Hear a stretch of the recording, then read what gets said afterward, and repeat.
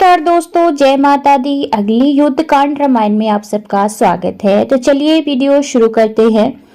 श्री राम ने रावण को मारने के बाद अपने डेरे पर वापस लौट जाने के बाद श्री राम ने लक्ष्मण को आदेश दिया कि वह विभीषण के राज्य अभिषेक अनुष्ठान को संपन्न करे। तब लक्ष्मण ने वानर प्रमुखों को सोने के पात्र दिए और उन्हें शीघ्र 4 समुद्रों से पानी लेकर आने का आदेश दिया। शीघ्र ही लक्ष्मण ने वैदिक नियमों का अक्षर पालन करते हुए राज्याभिषेक समारोह संपन्न किया। सभी लंकावासी उपहारों व शुभ वस्तुओं के साथ यज्ञ वेदी वाले क्षेत्र में आए। विभीषण ने ये उपहार भगवान राम को अर्पित कर दिए। राम ने अपने पास में ही हाथ जोड़कर खड़े हनुमान से कहा, कृपया जाकर सीता की कुशल क्षेम का पता लगाएं और उन्हें सूचित करें कि मैंने रावण का वध कर दिया है। इसके बाद यदि सीता का कोई संदेश हो तो उसे लेकर यहाँ वापस जरूर आए। महाराज विभीषण से अनुमति लेने के बाद हनुमान अशोक वाटिका को चल दिए। वहां पहुंचकर हनुमान ने देखा कि भयानक राक्षसियां दुख से व्याकुल सीता को घेरकर खड़ी थी। सीता के सामने विनीत भाव से खड़े होकर हनुमान बोले, आपके पति ने मुझे यहाँ आपको यह संदेश देने भेजा है। अनेक निद्रा विहीन महीनों के बाद मैंने अंततः आपका उद्धार करने का कार्य संपन्न कर लिया है।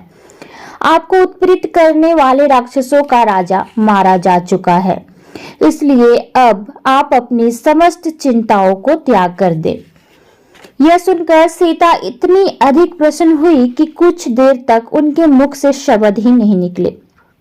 जब हनुमान ने उनसे पूछा कि संदेश सुनकर आप चुप क्यों हो गई हैं, तो सीता बोली, प्रसन्नता का बांध टूट जाने के कारण मैं बोल पाने में असमर्थ थी। हे हनुमान, आपने मुझे जो संदेश दिया है वह स्वर्ण और रत्नों की अपरिमित मात्रा से भी कहीं अधिक मूल्यवान है। हाथ जोड़कर खड़े हनुमान ने कहा, यदि आपकी इच्छा हो तो मैं इन सभी क्रूप राक्षसियों का वध कर सकता हूँ जिन्होंने इतने दीर्घ काल तक आपको सताया है। सच तो यह है कि आपने जो पीड़ा सही है उसका प्रतिशोध लेकर मुझे अत्यंत प्रसन्नता होगी। मुझे केवल आपकी अनुमति भर चाहिए। सीता स्वभाव से ही पदलतियों के प्रति अत्यंत दयालुता रखती थी। वह बोली, हे ये मूर्ख दासियां मात्र हैं जो राजा के आदेश का पालन करती हैं। मैंने जो कष्ट सहे वह मेरे ही गलत कार्यों के परिणाम थे और ये राक्षसियां तो नियति के हाथों की कठपुतलियां मात्र हैं। मेरे प्रिय हनुमान, संभवत आपने एक भालू द्वारा कही गई पुरानी कहावत सुनी होगी, एक महान व्यक्ति कभी भी अपने विरोध किए गए अपराधों का ब्यौरा नहीं रखता। सच तो यह है कि वह यह शपथ निभाता है कि वह बुराई का उत्तर बुराई से नहीं देगा। यह कथा इस प्रकार है। एक समय की बात है कि एक बाघ एक शिकारी का पीछा कर रहा था। तब शिकारी एक विशाल वृक्ष पर चढ़ गया। ठीक तभी उसने देखा कि वृक्ष की एक शाखा पर एक भालू बैठा हुआ है। यह देखकर बाघ बोला, शिकारी हम दोनों का शत्रु है, इसलिए तुम उसे वृक्ष से नीचे धकेल दो ताकि मैं उसे खा सकूं। भालू बोला, इस शिकारी ने मेरे घर पर शरण ली है, इसलिए मैं उसे कोई हानि नहीं पहुंचाऊंगा। ऐसा करना धर्म की घोर विरोध होगा। यह कहकर भालू सोने चला गया।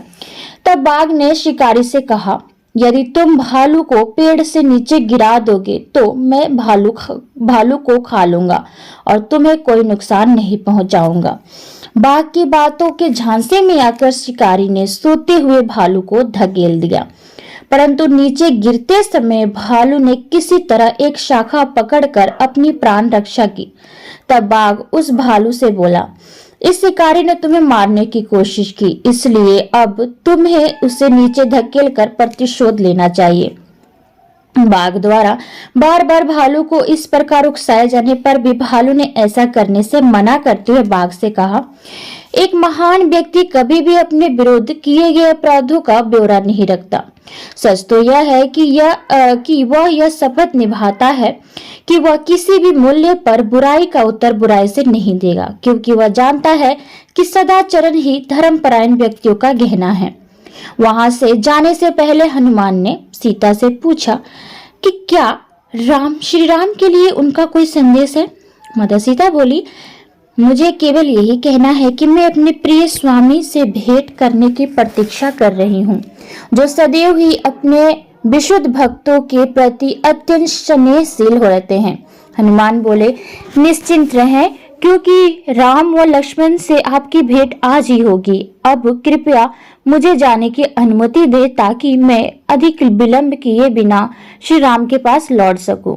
हनुमान ने वापस लौटकर श्री राम को माता सीता का संदेश दिया। तो मिलते हैं अगली वीडियो में, तब तक के लिए आज्ञा दीजिए। धन्यवाद।